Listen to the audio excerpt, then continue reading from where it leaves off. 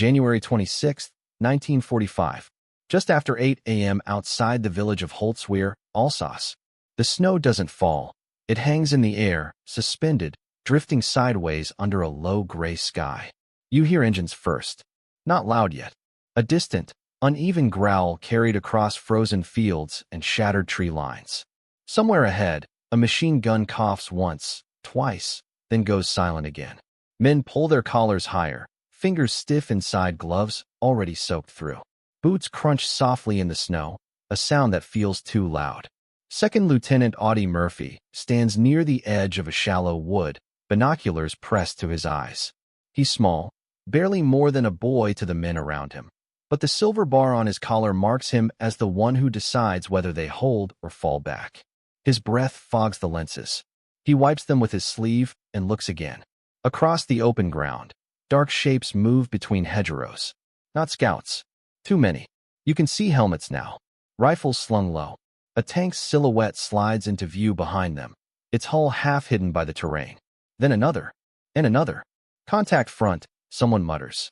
Murphy lowers the binoculars and turns. The men of Company B, 1st Battalion, 15th Infantry Regiment, are spread thin along the line, barely more than a reinforced platoon. Faces are hollow from weeks of fighting. Hands tremble, not just from the cold. Radios crackle with fragments of other units calling in, overlapping, stepping on each other's transmissions. The Germans are coming in strength. A runner skids through the snow and nearly falls. "Sir," he pants. "They're moving up armor. Left flank too." Murphy nods once. He doesn't raise his voice. "Get the bazooka teams ready. Dig in where you are." The ground here is wrong for defense. Flat. Exposed. No real cover beyond shell craters and frozen ditches. The forest behind them is thin and splintered, trees chewed down by weeks of artillery. There's nowhere to pull back to without giving up the village, and everyone knows what that means. If Holzwehr falls, the line folds open. The engine noise grows louder. You can hear tracks now, metal grinding against frozen earth. Snow shakes loose from branches as artillery begins to walk in, shells thudding into the fields with dull, chest-hollowing impacts. Dirt and ice rain down. Someone shouts for medics even before the first real engagement begins. Murphy crouches beside a radio operator. "Where's battalion?" The reply comes back distorted, thin. "Battalion is stretched. Other units are under pressure. Hold as long as possible." "Hold." Murphy moves along the line, tapping shoulders, making eye contact. "Stay low. Let them come." The 1st German infantry breaks from cover at 300 yards. Their movement is deliberate, disciplined. You hear whistles. Officers shouting. Machine guns open up from the American side, long bursts tearing into the snow, kicking up white fountains. A German drops, then another. The rest keep coming. A tank fires. The blast slams into the earth ahead of the line, throwing a geyser of frozen soil skyward. Men flinch. One scrambles back, shouting that the left is collapsing. Murphy runs to that side, boots slipping, heart hammering. A half-track burns nearby, smoke pouring upward in thick black columns. It had been hit earlier, abandoned in the night. Flames lick along its sides, popping ammunition inside with sharp cracks. Murphy takes cover behind a tree stump and scans the field again. There are too many of them. Hundreds. Infantry spreading wide, tanks probing forward, feeling for weak spots. This isn't a probe, it's a push meant to crush what's left of the American line here. A sergeant crawls over.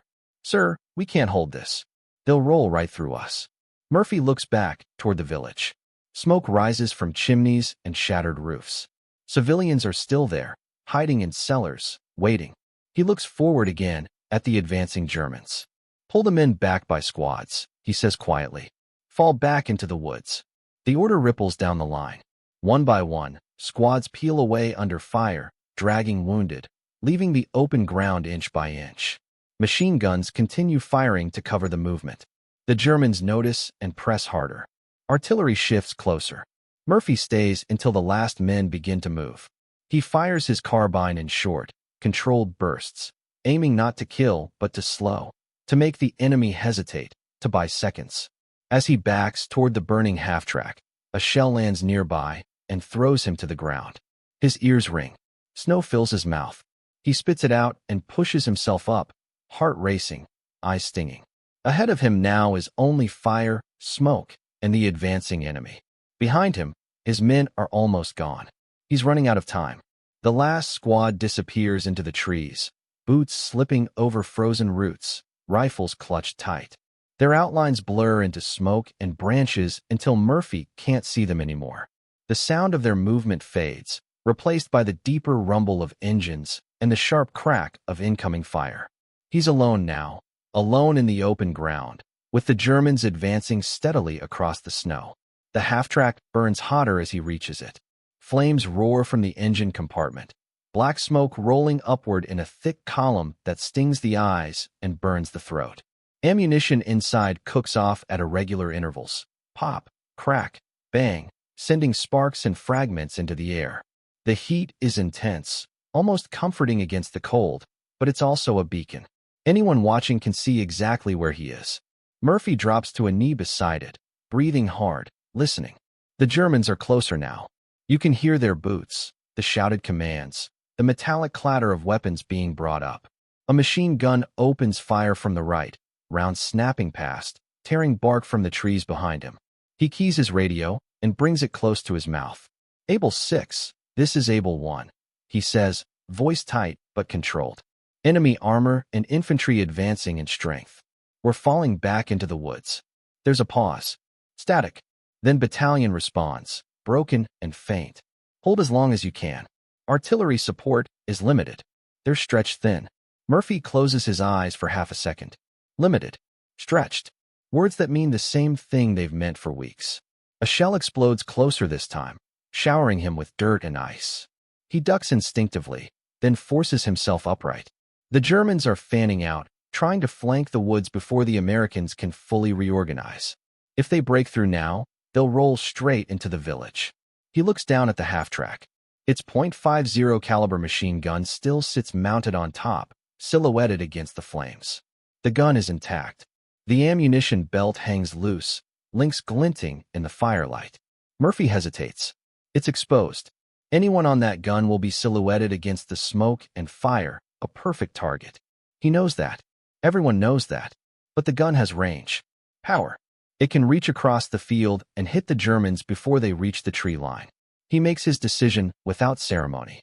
Murphy climbs up onto the half-track, boots slipping on metal slick with ice and oil. The heat sears through his coat. He grabs the handles of the machine gun, muscle straining, and swings it toward the advancing enemy. Tracers from German weapons streak past, close enough that you can hear them hiss. He squeezes the trigger. The .50 roars to life, a deep, hammering sound that cuts through everything else. The recoil slams into his shoulders.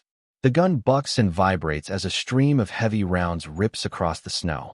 German infantry stumble and fall, their advance breaking into confusion. Men dive for cover, flattening themselves against the ground. Murphy adjusts his aim, walking the fire left to right, stitching the open field. A tank fires back. The shell passes just overhead, the shockwave knocking him sideways. He clings to the gun, teeth clenched, ears ringing. The radio squawks behind him.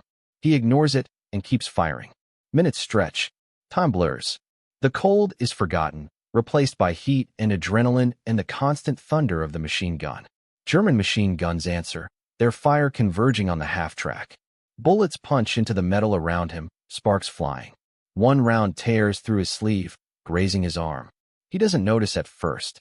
Another tank advances, closer now, its turret slowly traversing toward him.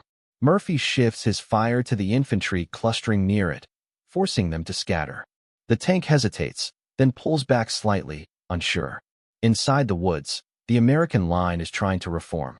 Murphy knows this because he can hear them now. Shouted orders, the scrape of entrenching tools against frozen ground, the clatter of weapons being repositioned. They need time. Seconds. Minutes. So he stays. He fires until the barrel smokes, then pauses just long enough to let it cool before firing again. His arm burns where he's been hit. His throat is raw from smoke. The half-track shudders beneath him as another internal explosion rocks it, flames flaring higher.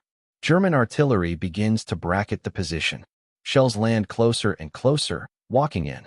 One detonates just yards away, throwing Murphy flat against the half-track's side. His vision swims. He tastes blood. He hauls himself back up and grips the gun again. The Germans are regrouping now, pulling back slightly, officers shouting, trying to reorganize the attack. They hadn't expected this. They hadn't expected one man to stand here and stop them. Murphy fires again, slower now, more deliberate. Each burst aimed to break formations, to keep heads down. He calls artillery coordinates into the radio between bursts, shouting over the noise, giving rough bearings and distances as best he can. Finally, after what feels like hours but is barely more than one, the pressure eases, just a fraction. The enemy fire slackens. The tanks halt, engines idling. Murphy slumps against the gun, chest heaving, eyes scanning the field through smoke and drifting snow. This isn't over. Not yet. The machine gun goes quiet except for the ticking of cooling metal. Smoke coils upward from the barrel, mixing with the heavier black plume pouring out of the half-track. Murphy keeps his hands on the grips anyway, knuckles white, waiting for the next surge. His ears ring so badly the battlefield feels distant, muffled, as if submerged underwater. The radio crackles again, louder this time. Someone is shouting his call sign. Able 1, Able 1, pull back. That's an order. Murphy leans down, presses the handset closer to his mouth. His voice comes out hoarse. Negative. Enemy still massing. If I pull now, they'll be in the woods in 2 minutes. They're shouting on the other end. Officers arguing. Maps spread out somewhere behind the lines, fingers stabbing at positions that no longer exist the way they did an hour ago. Murphy doesn't wait for a response. He looks up and sees movement again. Dark figures rising from the snow, spreading out wider this time, learning from the last attempt. The Germans are adapting. A mortar round drops short, exploding in the open field. Another lands closer, showering him with ice and steel fragments. He ducks instinctively, then forces himself upright again. The pain in his arm is sharper now, pulsing with each heartbeat. Blood has soaked through his sleeve and frozen in dark patches. He swings the gun slightly left and fires a short burst, just enough to pin down a group trying to maneuver along a shallow ditch. They scatter, some crawling, others dragging wounded behind them. A German machine gun opens up in response, bullets tearing through the smoke around him. Inside the woods, Murphy hears his men shouting, sergeants trying to establish sectors, weapons crews arguing over fields of fire. They aren't ready yet. Not fully. If the Germans push hard now, they'll punch straight through. Another transmission comes through the radio, calmer this time. Battalion commander's voice. Controlled. Tense. Able 1, how long can you hold? Murphy doesn't look back. As long as the gun holds. A pause. Then, do what you have to do. That's all the permission he needs. The tanks begin moving again. One pushes forward cautiously, turret rotating, coaxial machine gun spraying the tree line. Another follows, angling to the right, trying to bypass the half-track and get into the woods from the flank. Murphy shifts his fire, targeting the infantry escorting the second tank. He fires in long bursts now, ignoring the growing heat, ignoring the way the gun vibrates violently against his shoulders. The recoil drives into his bones. He grits his teeth and leans into it, using his weight to control the weapon. The German advance falters again, but this time only briefly. They've learned where he is. Everything begins to converge on the burning half-track. Small arms fire intensifies. Bullets punch through the half-track sides, some passing so close he feels the heat of them. A round clips his leg, tearing through muscle. His knee buckles. He nearly falls from the mount, catching himself on the gun just in time. For a moment, his vision tunnels. The sound fades. There's a terrifying second where his body wants to quit, to slide down into the snow and let the noise wash over him. Then another mortar round lands nearby, and the shock snaps him back. He forces his legs straight, pain screaming, and fires again. The radio crackles with a new voice, one of his platoon sergeants. Sir, we're set. We've got fields of fire. You've got to pull back. Murphy glances toward the woods. He can see muzzle flashes now, American positions finally alive, rifles and machine guns covering the approaches. The line is thin, but it exists. The Germans surge one more time, desperate to exploit the last seconds before Murphy disengages. Infantry rises from cover, shouting, firing from the hip. One tank lurches forward, closer than before, its main gun lowering. Murphy empties another belt into the advancing figures, then reaches for the radio with a shaking hand. He calls in artillery again, his voice barely audible over the gunfire, giving the best coordinates he can manage. "Fire it," he mutters. "Just fire it." The answer comes back, rounds inbound. He keeps firing until the gun clicks empty. The sudden silence is jarring. Smoke pours from the weapon. His hands tremble as he lets go. The half-track groans beneath him, flames flaring higher as something inside finally gives way. Murphy slides down from the mount, nearly collapsing as his injured leg gives out. He stumbles into the snow, dragging himself toward the tree line, every movement agony. Behind him, the first American artillery rounds scream in. Explosions tear into the field, ripping through German formations just as they begin to regroup. The attack breaks, men diving for cover, tanks halting abruptly. Murphy reaches the edge of the woods and collapses among his men, breath ragged, body shaking uncontrollably. For now, the line holds. Murphy lies half buried in snow at the tree line, chest heaving, every breath scraping his throat raw. Hands grab him by the shoulders and drag him deeper into the woods. Someone shouts for a medic. Another voice says his name, sharp with disbelief, like they aren't sure he's real. He tries to push himself up. His leg screams in protest and buckles again. A sergeant presses him back down. "Stay put, sir. You're hit bad." Murphy shakes his head, jaw clenched. He forces himself upright anyway, leaning against a tree. The bark is shredded by shrapnel, sap frozen in long amber streaks. He looks out through the branches toward the field he just crossed. Smoke blankets everything. Artillery continues to fall, American rounds now pounding the open ground where the Germans had been massing. For a moment, just a moment, it feels like it might be over. Then the firing shifts. German machine guns open up again, closer now, their tracers slicing through the woods at waist height. Branches snap. Bark explodes off trunks. Men duck and curse as rounds zip past their heads. The artillery has disrupted the attack, but it hasn't destroyed it. "They're pushing again," someone shouts. Murphy squints through the haze. The Germans are advancing in smaller groups now, using the shell holes and ditches for cover, moving cautiously, deliberately. The tanks are farther back, but their presence is felt. Engines idling, guns ready, waiting for the infantry to find a gap. The American line responds, rifles cracking, a light machine gun opening up in short, panicked bursts. But then something goes wrong. On the left flank, a unit pulls back without orders. It starts with one squad, then another, men slipping rearward through the trees, faces tight with fear. They think they've been flanked. They think the line has already broken. In the chaos, no one stops them. A gap opens. Murphy sees it immediately. A widening hole between positions, barely 30 yards across, but growing. German infantry notices too. You can see them shift direction, angling toward the opening like water finding a crack. Murphy tries to shout, but his voice comes out weak. He grabs a nearby radio operator, nearly ripping the handset from his hands. Left flank is pulling back. Tell them to hold. Tell them to stop.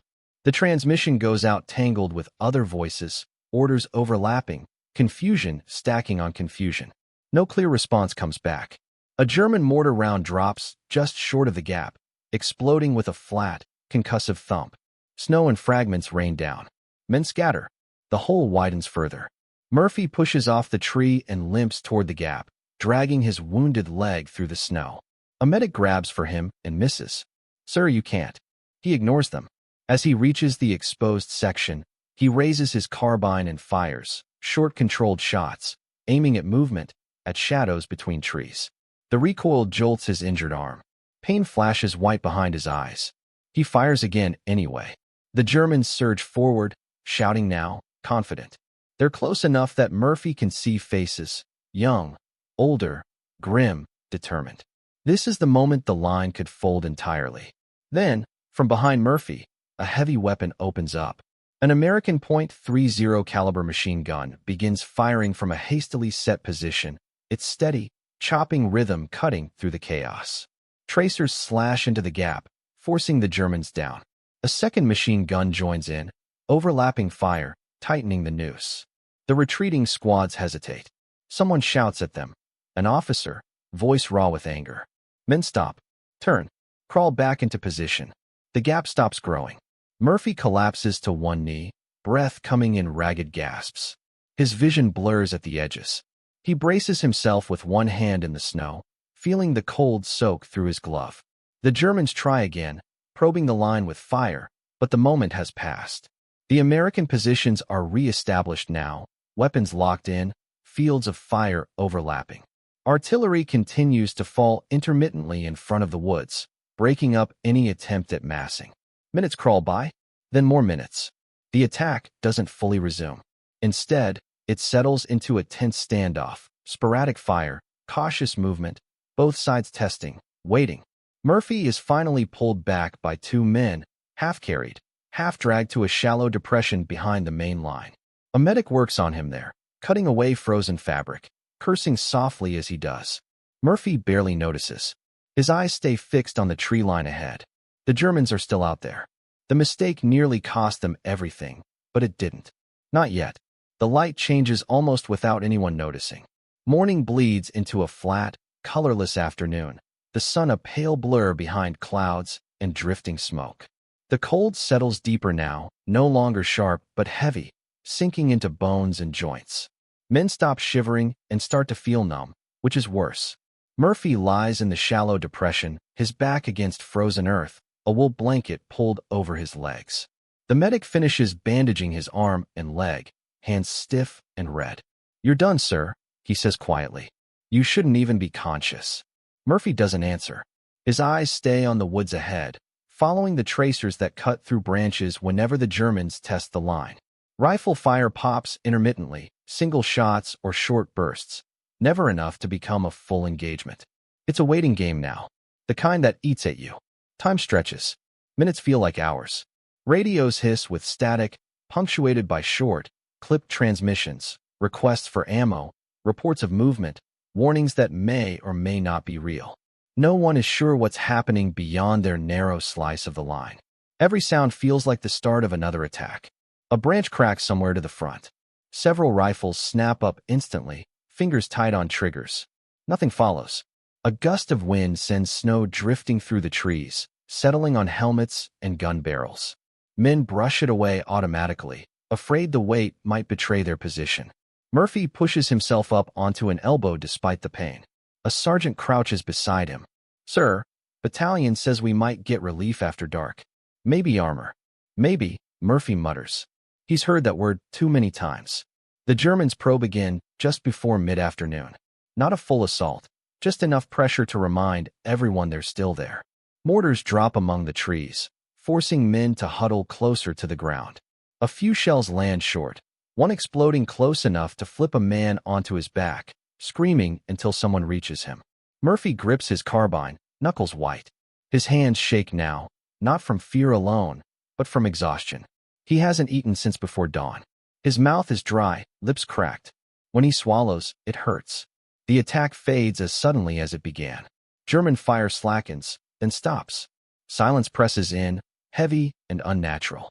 No one moves for a long moment, afraid to break it. This is the worst part. You listen. You wait. You imagine movement where there is none. Every shadow looks like a helmet. Every stump could hide a rifle barrel. Your mind runs ahead, playing out how the next attack will come, how it will break you. Murphy feels it too. The doubt. The creeping thought that maybe this is all there will ever be. This strip of frozen ground. This endless tension. He forces it away by focusing on details. The feel of the stock in his hand, the sound of his own breathing, the way the snowflakes melt against his sleeve. Late afternoon drags on. Ammunition is redistributed quietly, men passing clips hand to hand. Someone shares a canteen, the water inside half frozen. Murphy takes a sip and hands it back without a word. As dusk approaches, the Germans fire again, heavier this time. Machine guns rake the tree line. Artillery drops closer, explosions flashing orange in the gathering gloom. The line holds, but barely. Men shout to each other, voices raw, hoarse from cold and smoke. Murphy struggles to his feet once more, ignoring the protests around him. He limps along the line, checking positions, offering quiet words, touching shoulders. He doesn't make speeches. He doesn't have the strength. His presence alone seems to steady them, a reminder that if he's still standing, so are they. Darkness finally settles in, thick and complete. The battlefield changes character instantly. Distances vanish. Sounds carry strangely. A single footstep can feel like an attack. The firing dwindles again, replaced by the low murmur of engines in the distance. The Germans are still there, regrouping, deciding what to do next. Murphy sinks back into the snow, muscles trembling, eyes burning. He knows this isn't the end. It's just another pause. Another test. Night deepens, the cold sharpening again as the last traces of daylight disappear. The woods feel smaller now, pressing in from all sides. Frost creeps along rifle barrels and radio dials. Men stamp their feet quietly, trying to keep blood moving without making noise. Murphy's eyes flutter despite his efforts to stay alert. Each time they close, even for a second, he jerks awake, convinced he's missed something. The pain in his leg has settled into a deep, constant throb. His arm feels heavy, distant, like it belongs to someone else. Then the engines change. You hear it first as a shift in tone, lower, closer. Not the idle rumble from earlier, but movement. Tracks biting into frozen ground. The Germans are repositioning under cover of darkness. A whisper ripples down the line. Tanks front. Murphy pushes himself upright again, forcing his weight onto his good leg. He peers into the darkness, straining to see. Shapes move beyond the tree line, barely visible against the night, shadows within shadows. A flare arcs upward, hissing softly before bursting into harsh white light. The field lights up like a photograph frozen in time. German infantry crouch and scatter. 2 tanks sit just beyond the edge of the woods, turrets already turning. Machine guns open up instantly, tracers cutting violent red lines through the glare. Men shout. Someone screams as a round finds its mark. Hold your fire. Wait, an American officer yells. Murphy raises his carbine and fires anyway, picking a target instinctively. Others follow. The woods erupt with sound. The tanks fire back, blasts punching through the trees, snapping trunks like matchsticks. One shell detonates close enough to knock Murphy flat again, his helmet slamming into the frozen ground. He tastes blood. His ears ring so badly the world feels hollow. The Germans push hard now, confident that the night and armor will finish what daylight couldn't. Infantry moves in behind the tanks, using them as cover, closing the distance step by step. Murphy crawls to a machine gun crew setting up near him. The gunner looks terrified, hands fumbling with the belt. Murphy grabs his shoulder. Steady, he says, voice low. Wait until they're clear. The gun opens up, hammering the darkness. German infantry dives for cover, but the tanks keep coming. One looms closer, its silhouette massive, unstoppable.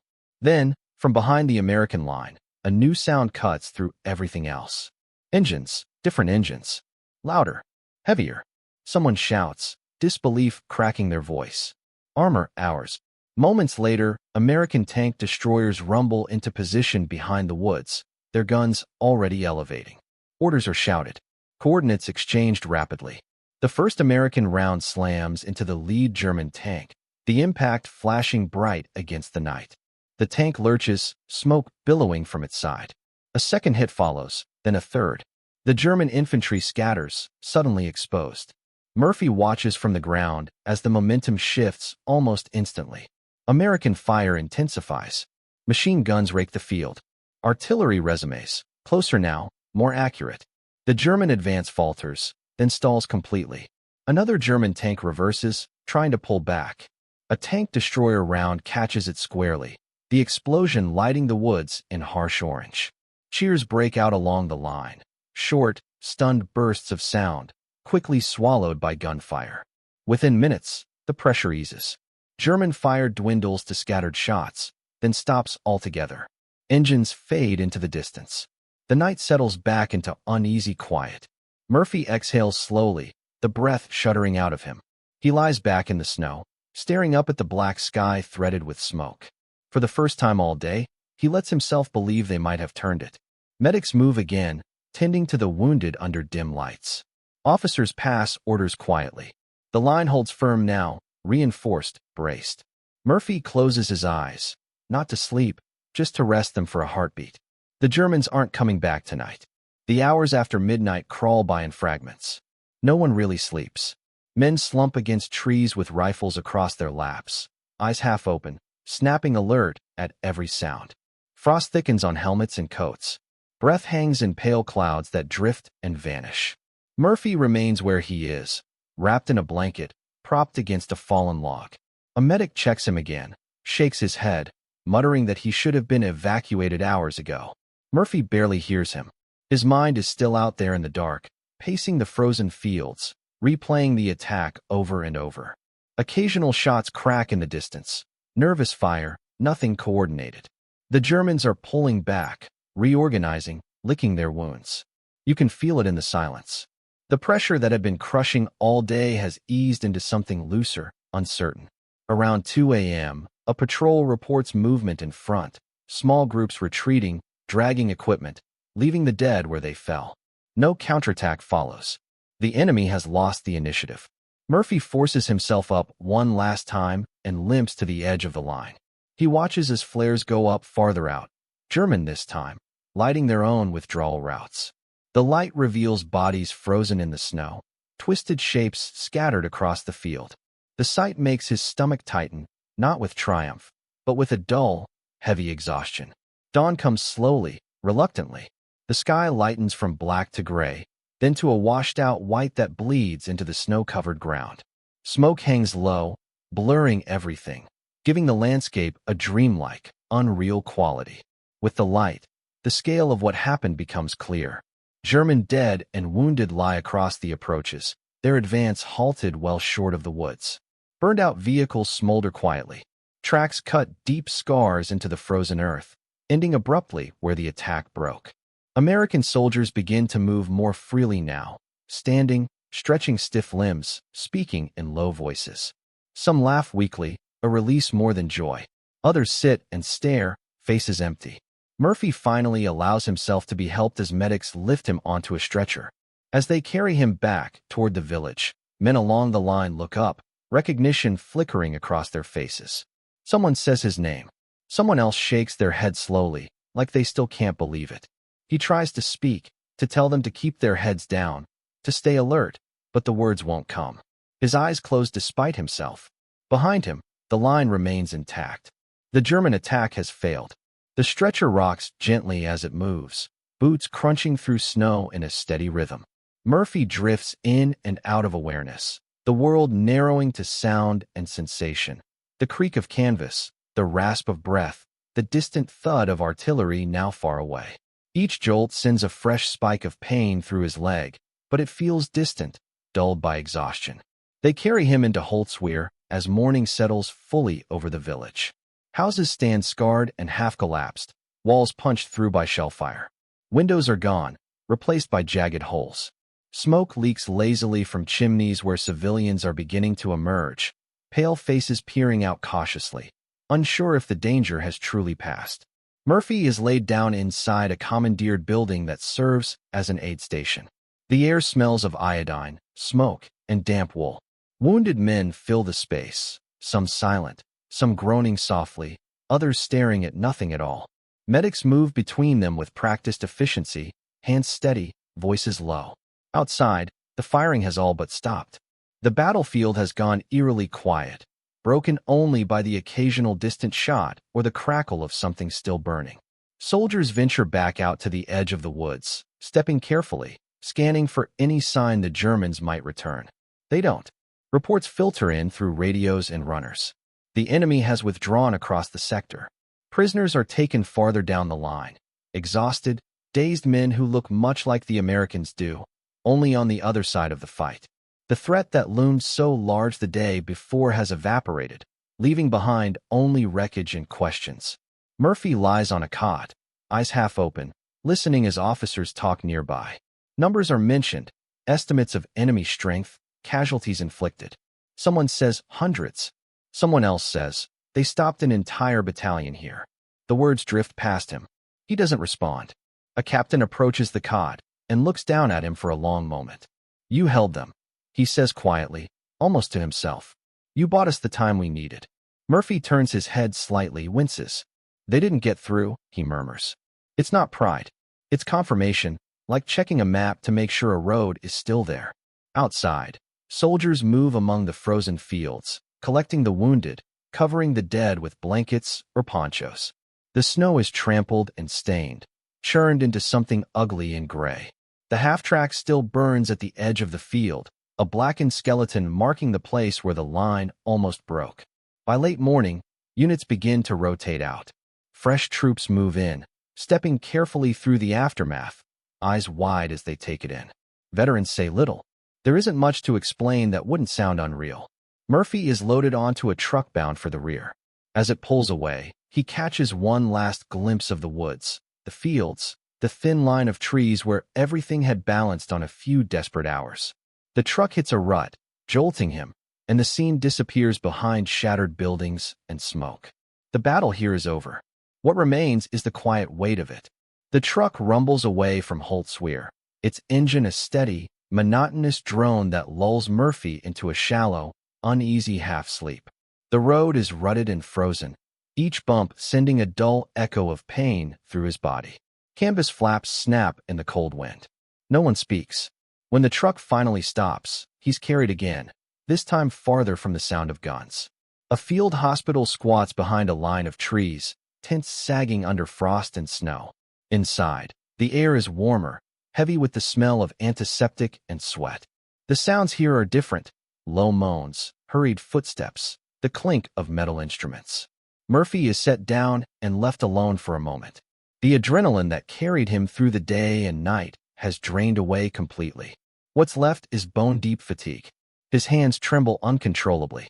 He stares at the canvas ceiling, listening to the muted life of the hospital, and for the first time since dawn the previous day, there is nothing he needs to do. Back at the line, the battlefield is being absorbed by routine. Graves registration moves quietly among the fields. Weapons are cleaned. Ammunition is counted. Reports are typed up, numbers penciled into margins.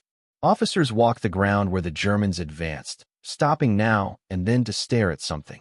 A burned-out vehicle, a cluster of shell holes, a body half buried in snow. The men who held the woods talk in low voices. Some recount fragments, where they were when the tanks appeared, how close it came, the moment the fire finally slackened. Others say nothing at all. They sit, smoke cigarettes with shaking hands, and watch the frozen fields as if expecting them to rise up again. Word spreads, inevitably, about the lieutenant, about the half-track, about one man standing alone in the open while an entire attack ground itself to a halt. The story grows as it moves, sharpened by repetition, softened by disbelief. Those who saw it don't argue. They don't embellish either. They just nod. Murphy doesn't hear most of it. He drifts in and out as surgeons work on his wounds. Light flares behind his eyelids. Voices come and go. At some point, someone asks him his name and unit. He answers automatically, the words ingrained. When it's over, he's wrapped in clean bandages and left to rest. Outside, the war continues. Elsewhere along the front, guns fire, lines shift, men advance and fall back over ground that will soon be just another name on a map. Holt's Weir becomes a quiet sector again, scarred but held. Late in the afternoon, the snow begins to fall in earnest. It settles gently over the fields, covering footprints, smoothing shell craters, softening the hard edges of wreckage and loss. By evening, the ground looks almost untouched, as if nothing violent had happened there at all. Murphy sleeps then, deeply, finally. No dreams, just darkness and rest. When he wakes, the world has moved on. Orders will come. He'll heal. He'll return to the line. That is how it goes. But for one frozen day in January, in a narrow strip of ground outside a small Alsatian village, the war had stopped moving forward. And when the noise faded, what remained was silence.